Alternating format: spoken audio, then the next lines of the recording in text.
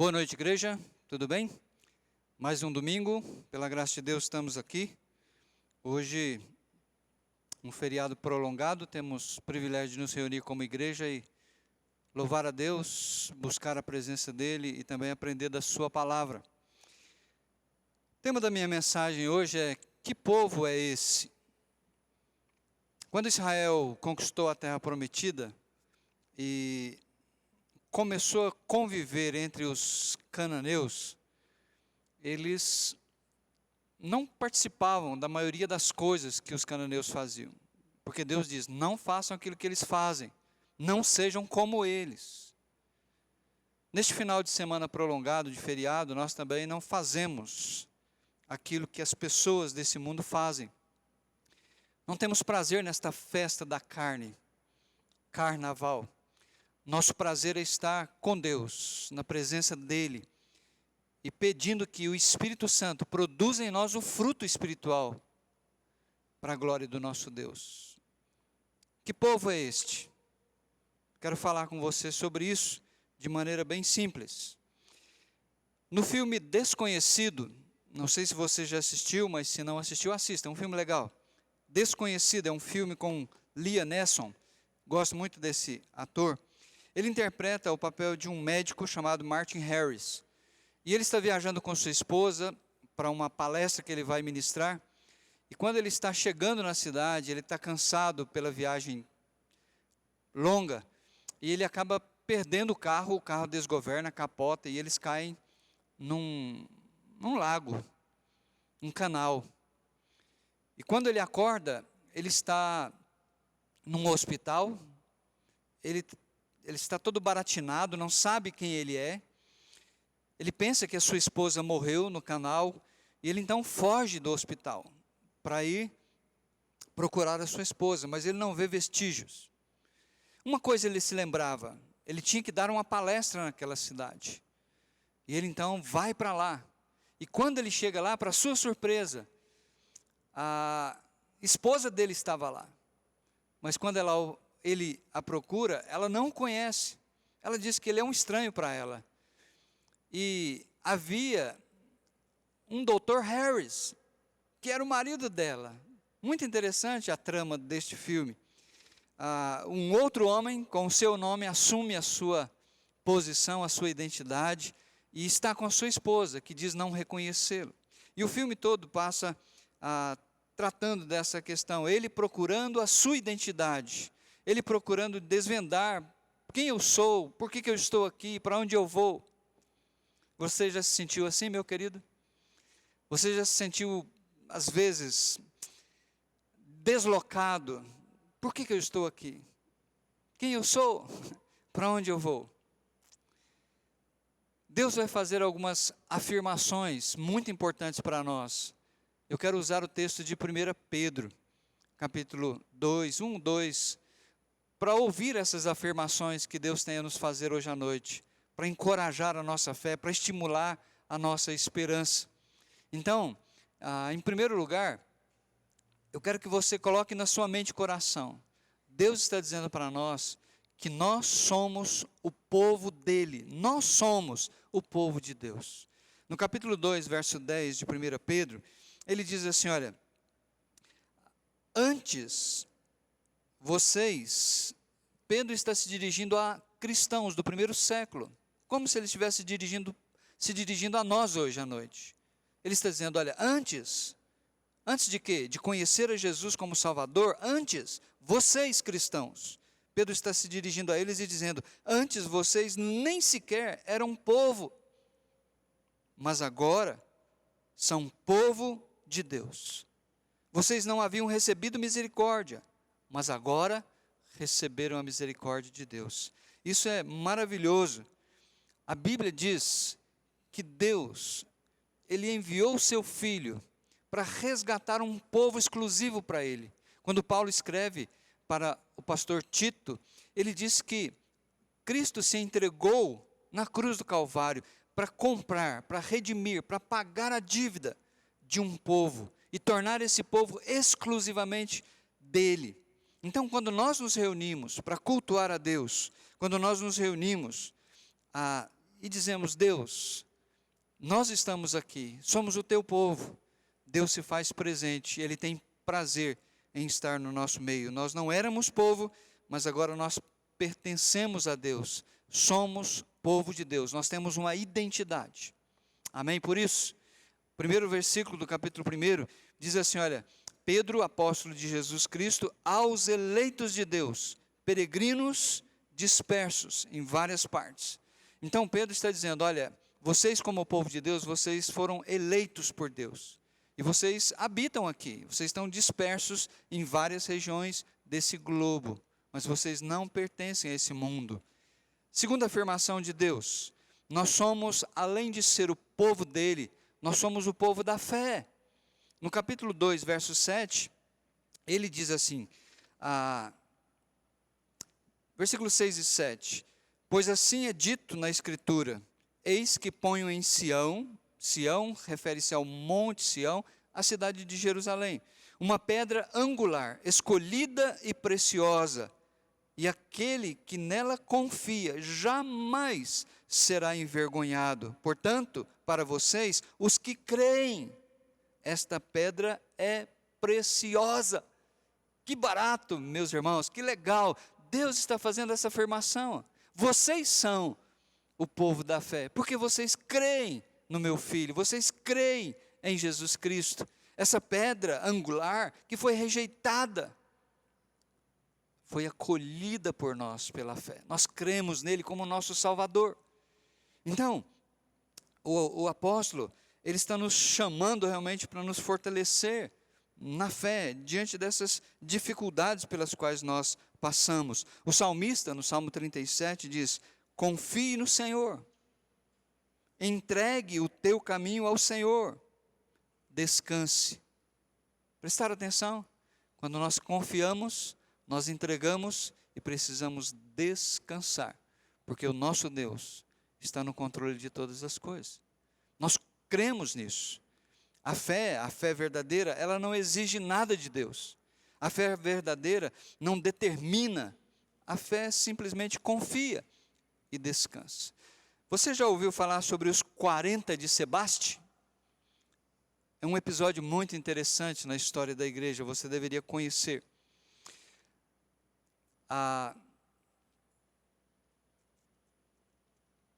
Havia muita perseguição no século, assim que findou o primeiro século, século II, os imperadores romanos promoveram uma perseguição contra os cristãos. E 40 soldados romanos se converteram a Jesus Cristo.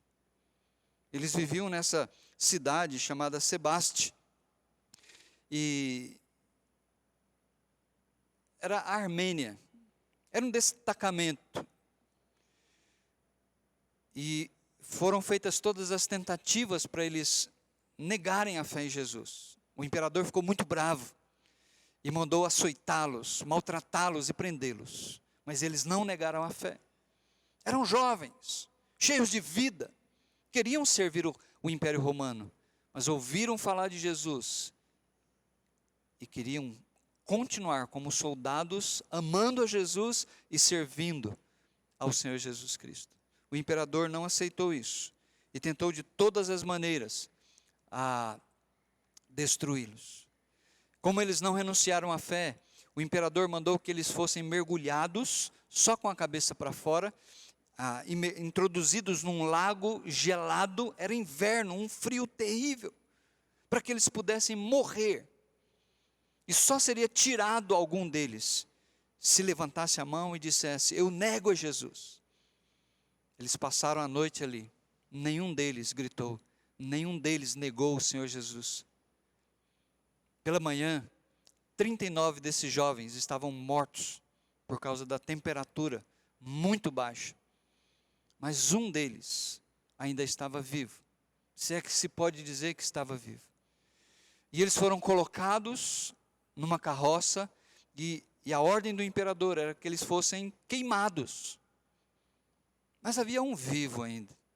E todos estavam esperando que ele iria, de fato, agora, naquele momento difícil, renunciar a Jesus. E a história diz que a mãe desse jovem estava acompanhando aquela procissão e veio perto do filho e o estimulou, o encorajou a permanecer firme na fé, dizendo para o seu filho: não negue Jesus, vá, meu filho, vá com os outros, porque o portão do reino dos céus está preparado para vocês, para recebê-los, não fique para trás. Você já imaginou, mamãe, você dizer isso para o seu filho? A Bíblia diz isso, não é? O Senhor Jesus falou para nós: quem quiser salvar a sua vida vai perder, mas quem perder a sua vida por minha causa e por causa do Evangelho vai ser salvo. Onde está o imperador esta hora? Onde estão aqueles soldados que jogaram aqueles jovens no lago? Você sabe. Agora eu te pergunto: onde estão os 40 de Sebaste que permaneceram firmes na fé? Nós somos o povo de Deus, nós somos o povo da fé, mas tem uma terceira afirmação de Deus para nós, maravilhosa nesse texto: nós somos o povo precioso para Deus.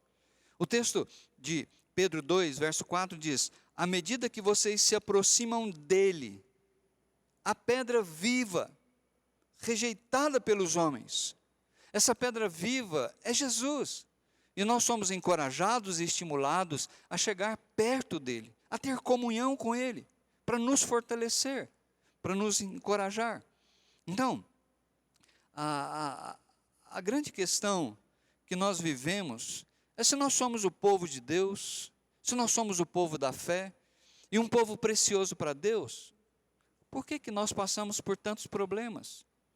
Por que nós enfrentamos enfermidades? Por que nós enfrentamos tantas dificuldades e agruras nesse mundo? Perseguição. Mas olha, o texto está dizendo que o nosso Senhor e Salvador também foi desprezado. Ele foi rejeitado pelo seu povo, que não quis saber dele. Jesus experimentou tudo que nós experimentamos, para ser o nosso sumo sacerdote, capaz de compadecer-se das nossas fraquezas. Eu tenho uma outra história muito interessante, verdadeira, está nos registros da história. É a história de Perpétua e Felicidade. Elas eram africanas, moravam em Cartago, onde hoje é a Tunísia, ou Cartago, dependendo de como você fala. Mas é interessante que essas duas meninas, posso dizer meninas, eram jovens de 20, 22 anos. Uma era, Perpétua, era a senhora. Ela era de boa família, nobres, ricos. Estavam no topo da cadeia. Felicidade era sua escrava. Mas as duas eram muito amigas, principalmente porque as duas ouviram falar sobre Jesus e creram em Jesus Cristo como Salvador. O pai de Perpétua era um pagão. E havia nessa época também, lá pelo 2º, 3º século, perseguição contra os cristãos. E elas foram presas. Perpétua estava grávida e deu à luz a um menininho. E Felicidade também estava grávida. E elas foram para a masmorra, para servir de espetáculo lá no Coliseu, sendo jogado aos leões, aos búfalos, aos tigres, para que a plateia de incrédulos pudesse ovacionar aquilo. E chegou o dia delas serem lançadas na arena, junto mais 7 cristãos que estavam presos. O pai de Perpétua foi lá para dissuadi-la. Ela tem um registro, ela escreveu um diário na cadeia, falando da sua fé, das pressões que ela sofreu, mas da força que ela teve junto com Felicidade, para não desanimar, para não renunciar à fé que elas tinham em Jesus. Porque elas entendiam, elas eram um povo de Deus, elas eram um povo da fé, e elas eram preciosas para Deus. E a história nos diz que quando Perpétua foi lançada, o touro partiu para cima delas, e realmente as estraçalhou, mas em momento algum, elas vacilaram, em momento algum elas renunciaram à sua fé em Jesus. Nós cantamos um cântico que fala sobre se os problemas parecem não ter solução, quando as mágoas inundam o meu coração, há alguém que atende a tua oração, Jesus Cristo, o Mestre e Senhor. Nós não vamos entender muitas coisas aqui, mas precisamos permanecer firmes, porque a recompensa virá. Há uma outra afirmação, em quarto lugar, que Deus faz para nós. Nós somos o povo da esperança. Nossa vida não está focada e limitada aqui. Nós somos o povo da esperança. Se nós olharmos para o profeta Abacuque e lermos ali os seus questionamentos, meus queridos, são os mesmos questionamentos que nós fazemos hoje. Ele orava e parece que Deus não respondia.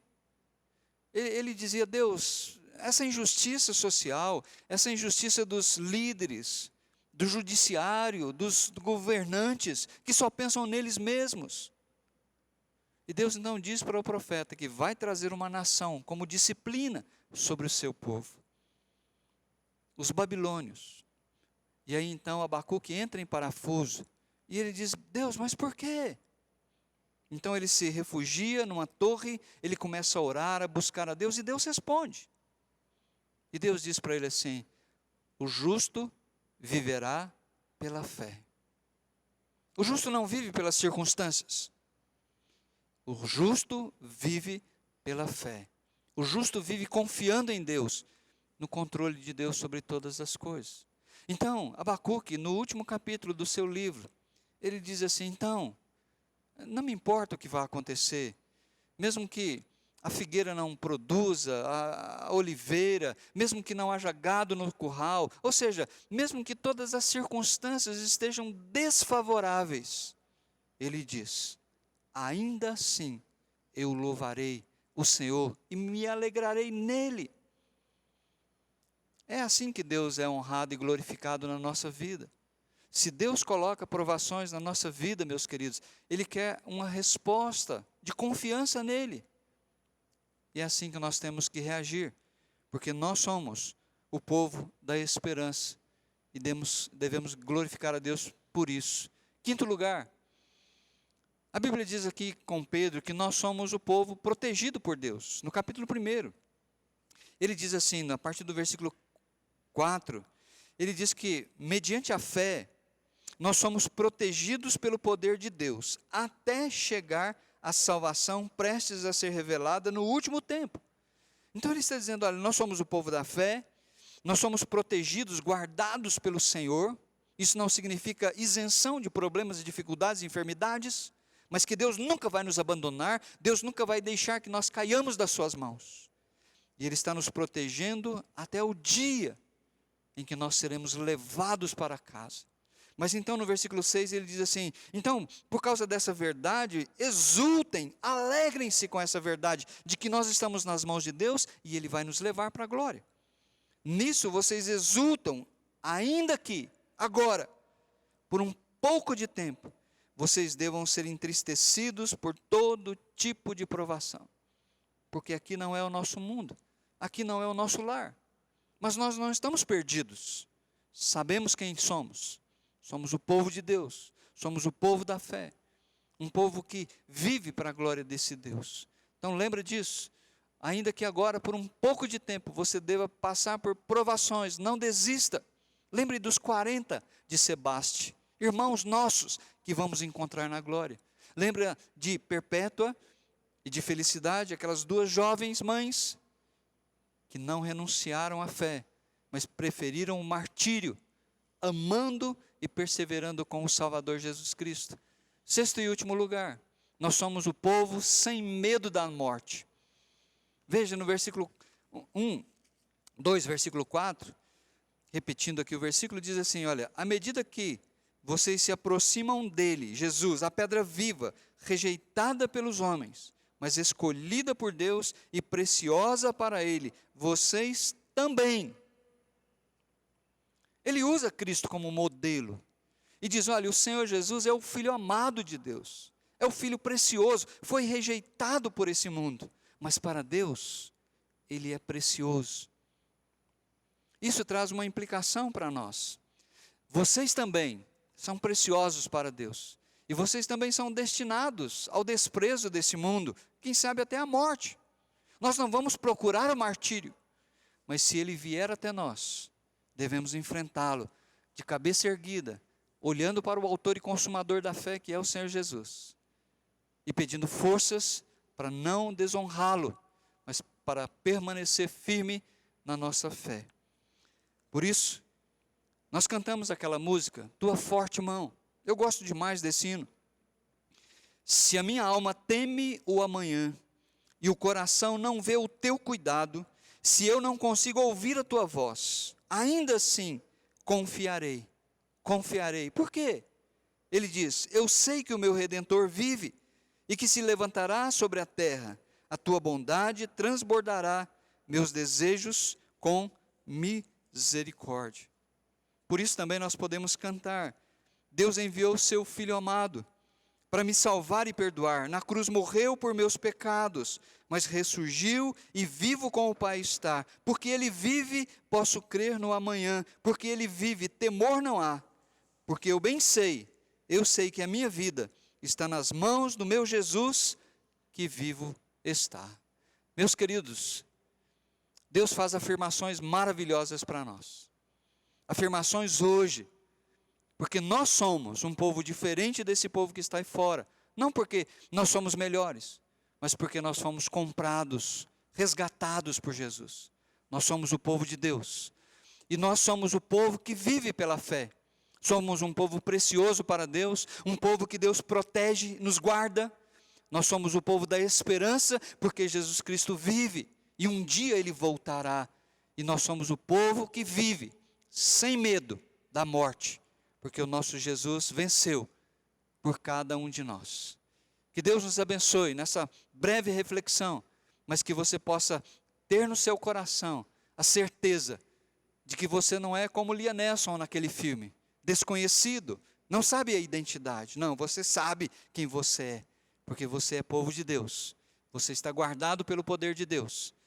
E quando você partir daqui, você vai encontrar face a face com o seu Salvador. Que Deus nos abençoe, em nome de Jesus.